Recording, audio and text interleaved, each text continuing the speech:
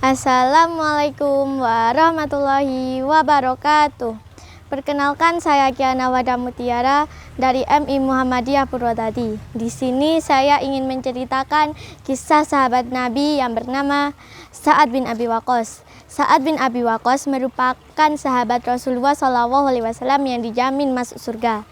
Dia memeluk Islam ketika berumur 17 tahun. Suatu hari dalam hidupnya, ia datangi oleh Abu Bakar As-Siddiq yang dikenal sebagai orang yang ramah.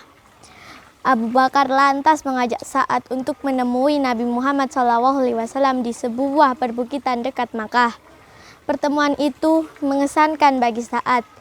Ia pun segera menerima risalah Nabi Muhammad SAW dengan tangan terbuka.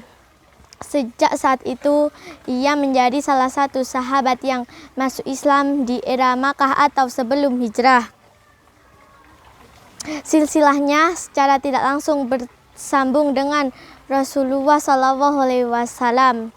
Aminah binti Wahab, yakni ibunda Nabi Muhammad SAW yang berasal dari suku yang sama dengan Sa'ad, yaitu Bani Zuhroh. Karena itu, Sa'ad sering disebut sebagai Sa'ad Zuhroh atau Sa'ad dari Zuhroh. Rasulullah SAW begitu membanggakan Sa'ad.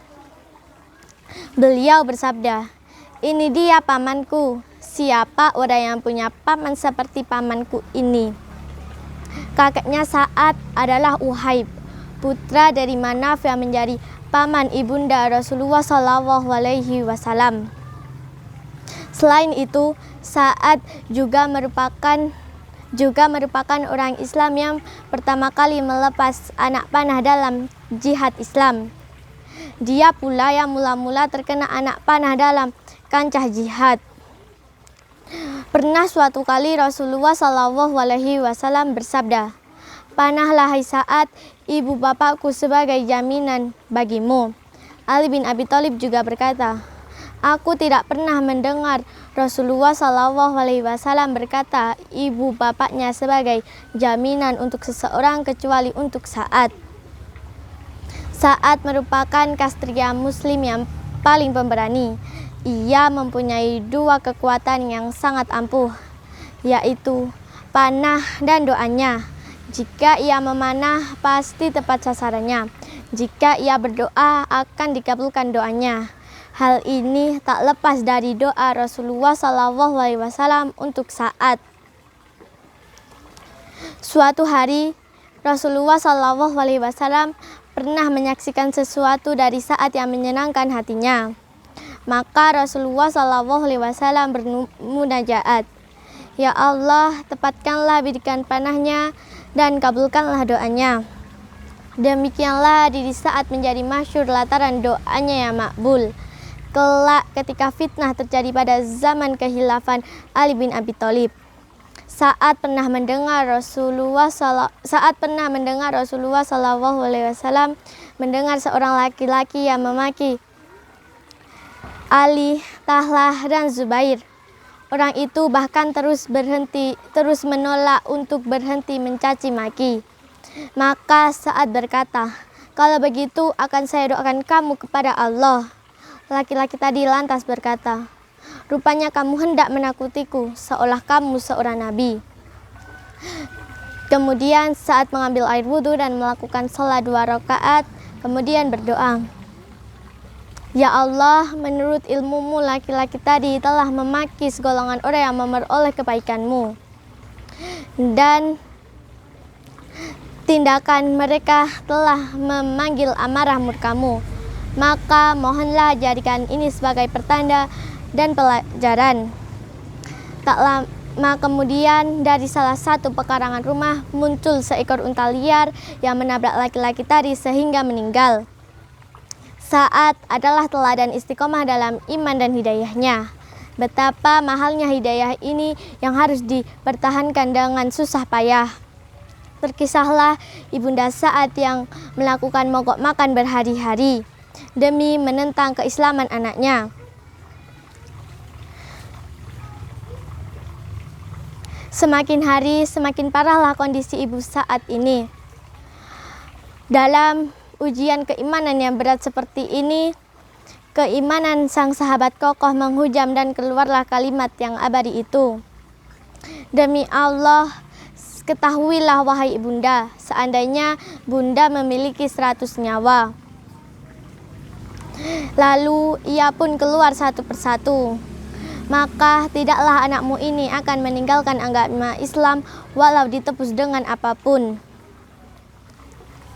Akhirnya hati ibundanya itu luluh. Tak lama berserang, turunlah ayat Al-Quran terkait kisah saat ini. Surah Al-Luqman ayat 15 yang berarti, seandainya kedua orang tuamu memaksamu untuk mempersekutukan aku, padahal itu tidak sesuai dengan pendapatmu, maka janganlah kamu mengikuti keduanya. Di antara cerita kepahlawanan saat yang lainnya adalah ketika para pasukan muslim dan pemimpinnya terradang di sungai Tigris. Kala itu umat Islam membebaskan Irak, padahal wilayah itu belum banyak dikenal oleh kaum muslimin, umumnya berasal dari Jazirah Arab. Alih-alih mundur saat memerintahkan pasukannya untuk terus menyeberangi sungai itu demi menyukseskan jihad ini. Saat berkata pada pasukannya, bacalah hasbunallahu wa ni'mal wakil. Kemudian dikerahkan kudanya untuk menyeberangi sungai itu. Lalu diikuti oleh orang-orang setelahnya. Maka berduyun-duyun kaum muslimin menyeberangi sungai itu. Jika ada salah seorang prajurit menjatuhkan air minumnya, dilindas semangat fastabiqul khairat, kaum muslimin segera berebut mencarikan air tempat itu. Demi melihat pemandangan ini dan betapa tingginya semangat perjuangan kaum muslimin, para musuh pun getar dan ketakutan. Salman Al-Farisi yang berada di pasukan saat pun takjub dan berkata, agama Islam masih baru, tetapi lautan telah mereka taklukkan. Sebagai halnya daratan telah mereka kuasai. Demi Allah, nyawa Salman berada di tangannya. Pastilah mereka akan keluar dengan selama dengan berbondong-bondong, seperti halnya memasukinya dengan berbondong-bondong. Wassalamualaikum warahmatullahi wabarakatuh.